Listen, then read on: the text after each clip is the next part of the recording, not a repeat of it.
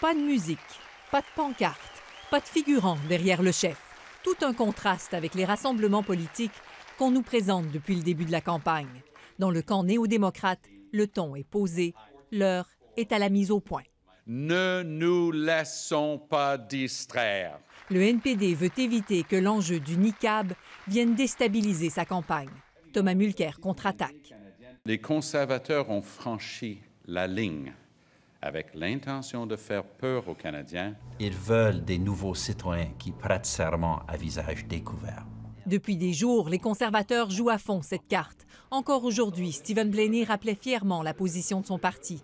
Et le 19 octobre, le choix est clair. Avec un gouvernement conservateur, nous avons l'intention, dans les 100 premiers jours, de réintroduire la loi sur le serment de citoyenneté. Le ministre sortant se tenait aux côtés d'un candidat qui avait affiché sa façon de penser sur son compte Facebook. Visiblement, les conservateurs croient avoir trouvé une faille chez le NPD, un point de désaccord entre le parti et les Québécois.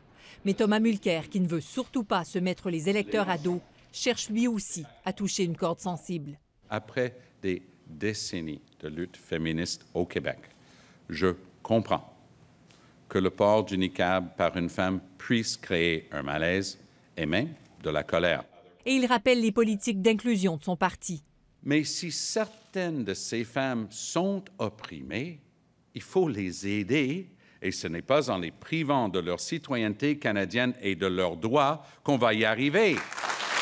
Thomas Mulcair avait d'abord joué de prudence dans ce débat sur le niqab, mais les attaques de ses adversaires le forcent à aborder la question de front. Ici Madeleine Blais-Morin, Radio-Canada, Ottawa.